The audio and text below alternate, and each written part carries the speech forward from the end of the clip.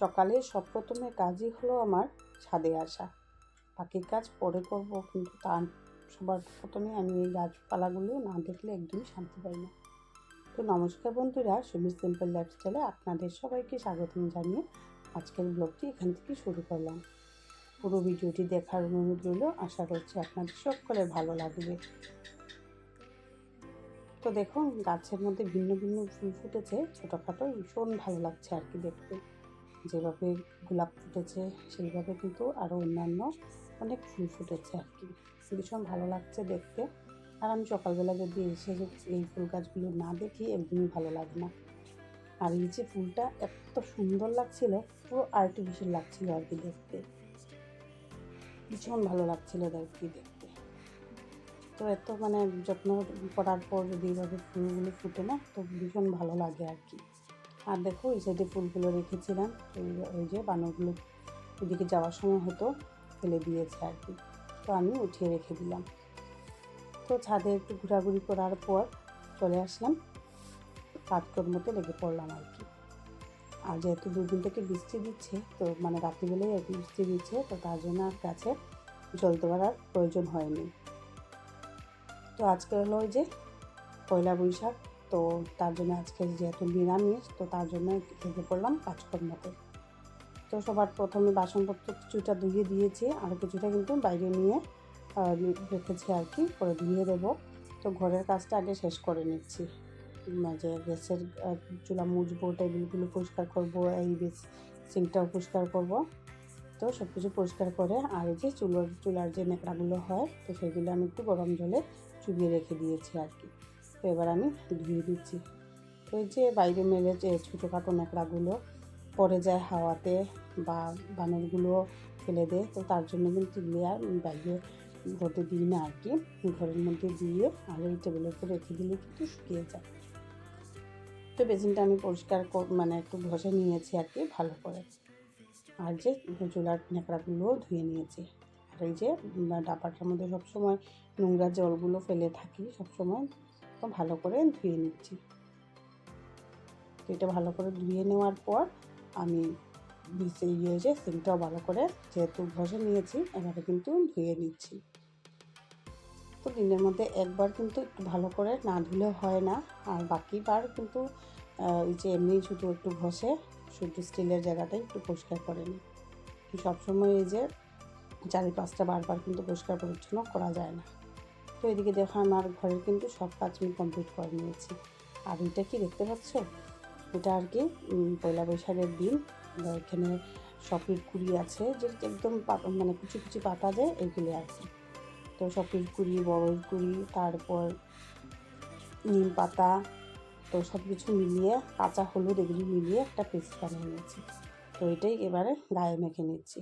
আর বাসনপত্রগুলি যেহেতু ধুয়ে নিয়েছি, তো এটা বাইরেই রয়েছে, আর ঘরে এখনো আসেনি আর কি, কারণ হলো ঘরটাও মুছে গেলাম আর কি, তো আস্তে আস্তে শুকিয়ে যাবে, তো তার জন্য এবার আর ঘরে যাইনি। তো এগুলি মেখে আর আমি সোজা চলে গেলাম স্নানে। তো স্নান থেকে এসে দেখো সূর্যে চলে আসলাম ঠাকুর করে। তো সবার প্রথমে ঠাকুর দিয়ে নেব, আর বারবার ওই যে জোরদারটা লাগিয়ে যেতে হয়, আসতে হয়, কারণ এই যে পেছন দিয়ে বসবো যেহেতু ঠাকুর দিতে, আর পিছন বানর ঢুকে যায় আর কি, তো তার জন্য সবসময় দরজাগুলো আজিয়ে কাজ করতে হয়। যখন ঠাকুর দিতে যাই, তো দরজার সাইডটা পড়ে যায় পিছন, তো তার জন্য আর কি। তো দেখো, এসে আমার ঠাকুর কিন্তু দেওয়া হয়ে গেল। আর যেহেতু আজকে ভালো দিন, তো তার জন্য একটু সকাল সকাল আর কি চেষ্টা করলাম ঠাকুর দিয়ে নিতে।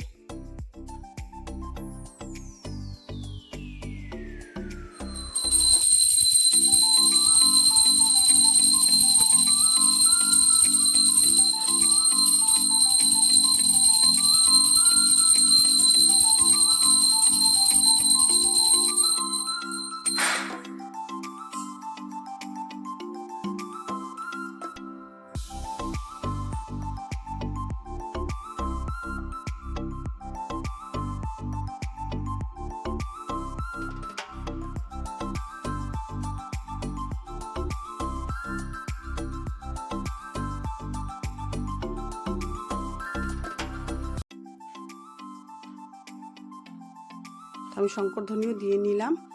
তো এবারে ধুনো দেখিয়ে নিলে কিন্তু আমার ঠাকুর দেওয়া কমপ্লিট হয়ে যাবে।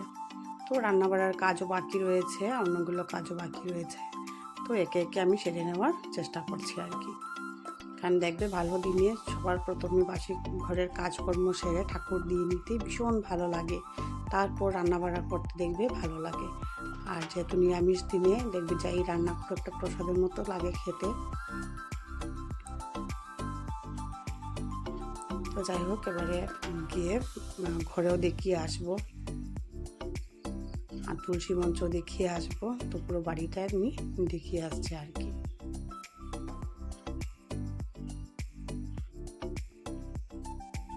এদিকে তুলসী মঞ্চও কিন্তু দেখিয়ে নিলাম, ঘরেও দেখিয়ে নিলাম, আবারও চলে আসলাম আর কি ঠাকুর ঘরে। বাস এবারে অল্প সময়ের জন্য ঠাকুর ঘরটা লাগিয়ে রাখবো, তারপরে প্রসাদ নিয়ে যাব আর কি।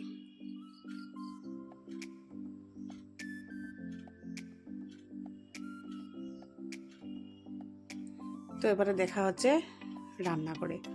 তো চলে আসলাম রান্নাঘরে। তো এসে যে বাজারও নিয়ে এসছি, কিন্তু যেহেতু আজকে আম ডাল খেতে হয়, তারপরে যে মিক্স সবজি খেতে হয় আর কি, কাঁঠাল সজনে সব কিছু দিয়ে আর কি। তো এই যে বাইরে ছিল বাসনপত্রগুলো, এগুলো কিন্তু নিয়ে এসেছি আর কি ঘরে। আর ওই যে রান্নাঘরের পর্দা এগুলি সব কিন্তু ধুয়ে দিয়েছি। তো দেখো কতগুলো সবজি, লাউ, তিত করলা, মানে তিতে খেতে হয় আর কি আজকে, নিম পাতা ভাজা, তারপর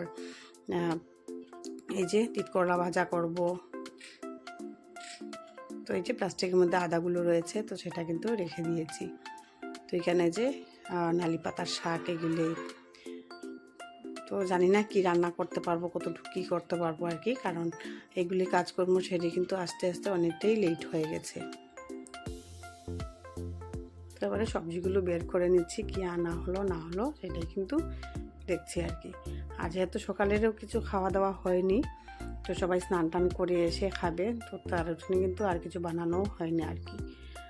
তো চলে আসলাম, শিগগির কী হবে বানানো, ভাবলাম যে সুজি করে নিই, সুজিটা করলে অনেকটাই তাড়াতাড়ি হয়ে যাবে আর কি। তো দেখো একটু সুজি করে নিচ্ছি। তো আমার মেয়ে বলছিল সুজিগুলো আর কি ঝরঝরে বানাবো না, একটু মানে সুজিগুলো একটু নরম টাইপ হলে ওর খেতে আর কি ভালো লাগে। তো সেই জন্যে আর বেশি একটা ভাজি নিয়ে আর কি দিয়ে দিলাম চিনি আর জল। তো এই যে বাদামগুলো দিয়েছি। তো আমার ছেলে কিন্তু এগুলো খেতে একদম ভালোবাসে না, মানে কোনো কিছু রান্নাতে আর কি এই যে বাদাম, তারপর রান্নাতে বলো পাঁচফোড়ন, মেথি এগুলি থাকলে ওর একদমই ভালো লাগে না। তো ওকে কিন্তু আমি বাদামগুলো বেছেই দিয়ে দেবো, কারণ এমনিতেই কিন্তু বাদাম খাবে, কিন্তু খাওয়ারের সঙ্গে কিন্তু কোনো কিছু থাকলে ওর একদমই ভালো লাগে না। তো একদম নরম নরম টাইপের করে নিয়েছি সুজিগুলো। তো গ্যাসটাও আমি অফ করে দিলাম আর ভালো করে নেড়ে নিচ্ছি আর কি। তো একটু ঠান্ডা হয়ে যাক, তারপর সবাইকে দিয়ে নেব। তো সঙ্গে একটু চা কিন্তু খাবো, কারণ সকাল থেকে এখনও চাও খাইনি, তো একটু চা বানিয়ে খেয়ে নেব। তো যাই হোক, আর আমি তোমাদের সঙ্গে রান্নাবাড়া কিছুই শেয়ার করলাম না। তো যে আম ডাল করেছি, তারপর এই যে নিম পাতা ভাজি করলাম, এই যে মিক্স সবজি করেছি একটা, সজনে কাঁঠাল সব কিছু দিয়ে আর কি। আর এদিকে দেখো তিত করলা ভেজে নিচ্ছি। তো এই চারটা ভেজে নিলেই কিন্তু আমার রান্না কমপ্লিট। তো রান্না করে সব কাজকর্ম কিন্তু কমপ্লিট করে আবারও কাপড় চোপড় একটু চেঞ্জ করে নিলাম আর কি। তো বাকি রয়েছে এই যে রান্নাঘর কিন্তু গুছিয়ে এসে গেছি। তো ছাদ থেকে কাপড় চোপড় এগুলি আনবো। আর দেখো চুলটা পুরো ভিজা রয়েছে আর কি, এগুলি একটু আঁচড়ে নিচ্ছি। তো এখানে আমার বুদিভাইও এসছে, এখানে বসে আছে, তো ওর সঙ্গে গল্প করে করে চুলগুলো একটু বেঁধে নিলাম। তো বন্ধুরা, আজকের মতো এই পর্যন্তই, দেখা হবে নেক্সট আরেকটি ভিডিওতে। আর আজকের এই ভিডিওটি যদি তোমাদের ভালো লেগে থাকে তাহলে প্লিজ লাইক করো, কমেন্ট করো, আর চ্যানেলটাকে অবশ্যই সাবস্ক্রাইব করে রাখো। ততক্ষণ সবাই ভালো থাকবেন, সুস্থ থাকবেন। নমস্কার।